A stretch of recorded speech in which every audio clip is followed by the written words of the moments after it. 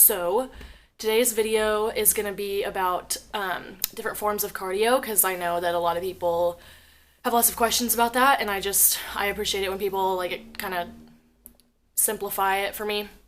But first, I just want to, for the sake of transparency, kind of put a little disclaimer out there that, like I said, I am a month out from the LSAT, and I'm literally freaking out. So, I mean, the videos are probably not going to be as long or anything like that, but which is fine. I only have 2 videos anyway, so I'm not assuming that anyone is like gonna be super bummed if I don't put up anything. But like I said, I have that goal to be consistent, so I'm gonna try my best to at least get something up for my own sake.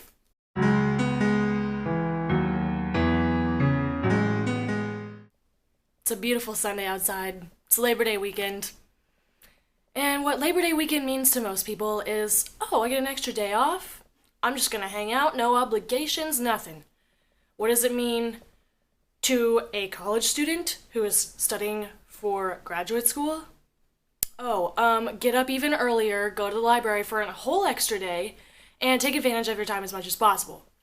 So, okay, I wake up this morning. It was a little rough. It was like 8:30, and I was like, you know what? Just get up and do it, because I'm about a month out from the LSAT. So I get up, I get ready. I'm just trying to be scholarly. I'm thinking I'll just grab breakfast quick so I don't waste any of my time cooking.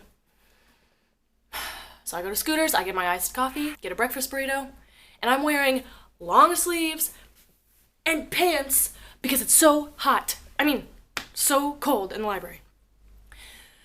So I'm like, okay, it's only gonna be like 30 seconds of walking from my car into the library, and then I can just cool off. I can study all day. It's gonna be great. I'm gonna be productive. No one's gonna bother me.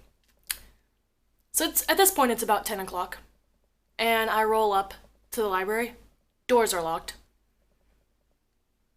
I'm sorry that I'm trying to be scholarly, but, excuse me, Mr. Library, you need to open your doors. I'm not gonna sit there for 2 hours. So, I walked over to the shade and I ate my breakfast burrito very happily, okay? I watched a squirrel, we chatted, we had breakfast together, and I decided, I'm just gonna come back home and film a quick video for you guys because I did not vlog this week, and I don't want to not stick to my goal of being consistent. So anyways, yeah, today's video is gonna be about HIIT cardio versus LISS cardio. And HIIT cardio is high intensity interval training. So you do like quick bursts of like almost 100% of your energy, and then you rest, and you just do very quick intervals of that, and that's only gonna last about 15 to 20 minutes, if that. I prefer to do like 10 or 15 just because it's so exhausting, but it has its benefits too, which I'll get into. And then LISS cardio is low intensity steady state cardio, which that's gonna last anywhere from like 35 to 45 minutes, and that's just where you're constantly expending your energy, but it's at a lower intensity, so you're not getting as worn out.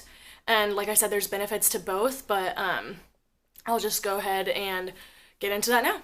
Okay, so let's start out with LISS. Like I said, that's going to be low intensity steady state cardio, and that's going to be anything like walking, jogging, swimming, just kind of like lower heart rate activities that you do for an extended period of time, like I said, between 35 or 45 minutes.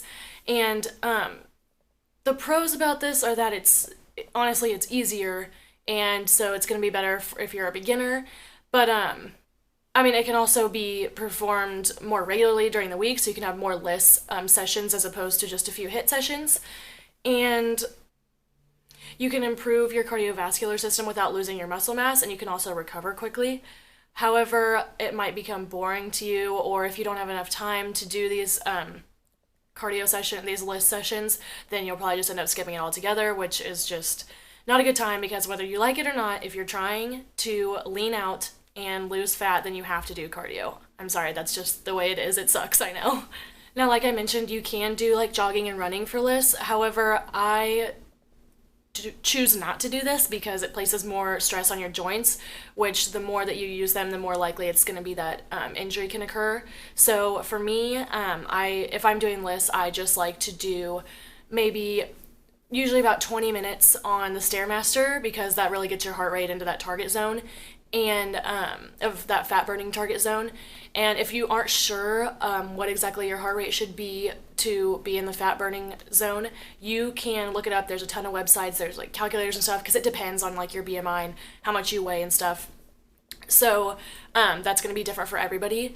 But for me, I know that gets me where I want to be, and 20 minutes on the Stairmaster is nothing if I'm watching YouTube videos or whatever, and plus it's just a nice way to like kind of wind down after my workout. However, you can't be too aggressive with LISS cardio, because it's going to get to the point where your metabolism is going to adjust, and it's going to, you know, become accustomed to how long you're doing the LISS.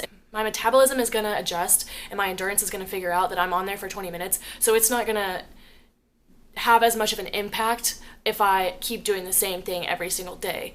So if you were to do 20 minutes every day and then you're like, okay, well, I'll just increase the time. So the next week you'll do 25, the next week you'll do 30.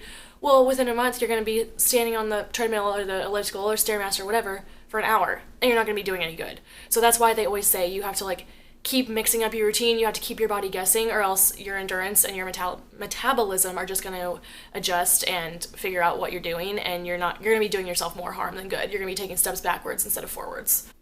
Okay, so now I want to talk about HIIT. Once again, that's the high intensity interval training. And the wonderful thing about this is it only lasts 15 to 20 minutes. Like if you are in a hurry or you just don't like working out, period, minimizing your time in the gym is probably going to make you feel better about doing whatever you're doing. But HIIT is very hard. It's at least 90% of your heart rate for that 15 to 20 minutes. Like you should be wanting to cry and give up by the end of it. But the payoff is amazing because you feel great afterwards. You're like, wow, I did that. I didn't think I could. I don't know. I just like to push myself as far as I can and get it over with as quick as I can. Some days, like I said, you have to keep changing things up so your body's still guessing at what you're trying to get it to do. HIIT is also very well known for its fat burning capabilities because after that 15 minutes, your body is not done burning fat. It has this afterburn effect where it's going to continue to burn fat throughout the day. So that's a huge benefit of HIIT, as opposed to LISS, your body's done once you're done. So you could end up burning more from HIIT, but once again, I am not promoting either one of these. I'm saying it depends on a lot of other things, like you as an individual, your nutrition plan, your exercise plan, all of that. Because when you Google this and you read articles, you're going to find authors that are going to be like, oh, HIIT's so much better than LISS, or LISS is so much better than HIIT, obviously. So you have to figure out what is best for you.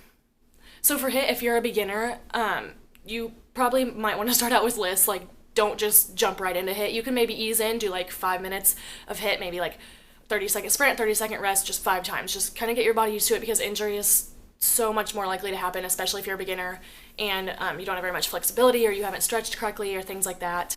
And also, HIIT should only be performed like a few times a week, where LISS you can do every day because you're not placing that much stress on your body and you recover a lot more quickly. But with HIIT, you are placing a lot of stress on your body. You're, expending a lot of energy. So you really should only perform it like every other day or less than that. However, the benefits, like I said, are really good with HIIT. So just something to consider when you are trying to write a workout plan. So like I said, when you try to look up these things like HIIT versus LISS, you're going to find authors that are promoting one way over the other, or vice versa. And it honestly all depends on you as an individual, your nutrition plan, your exercise plan, your workout split, like what are your goals? It depends on so many things. And that's why these online coaches and even in-person coaches make a lot of money, because they have this huge knowledge base and they can get you to where you want to be quicker than, just anyone off the street. Like I said, I've done so much research on this and I'm still not even 100% sure on everything. Disclaimer, I'm not trying to promote anything right now. I'm not trying to give advice. I'm trying to explain what I know, and all this information is freely available on the internet. That's how I learned. I'm all self-taught. So honestly, like I said, it just comes down to you, and you need to do what you enjoy in the gym, because if you're forcing yourself to do something, if you're forcing a workout, you're not going to enjoy it. You're going to put your body under more stress, which can actually hinder your fat loss or gaining muscle mass or whatever you're trying to do. If your body is under stress and those hormone levels are elevated, you're just going to do yourself more harm than good. So do what you like in the gym. Yes, it takes a little while to get into the habit of doing things, or of going to the gym. But if you start off slow and you ease into it, and then you kind of, lay out your goals, lay out your weekly plan or whatever, you will make it a habit and you will find things that you enjoy. Like for me, I do not enjoy burpees. I'm not going to do burpees. I don't have to do burpees. That is the thing about fitness. You can do what you want to do and still reach your goals as long as you're doing it correctly. I mean, there's not going to be a workout plan where you're going to love every single second of it.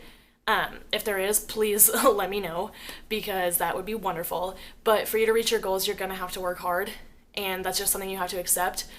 But you can do it in a way that you're going to enjoy. So I guess that's all for this video. I'll try and edit it now, I guess, since the library isn't open for another hour and 11 minutes. I'm not even going to have a nice coffee in the library now. Everything is ruined! Okay, not really, but... Anyways, yeah, so I'm going to wrap this up, and if you guys have questions, I guess, feel free to throw them at me. We'll just see where we can go from there. Thanks for watching, guys.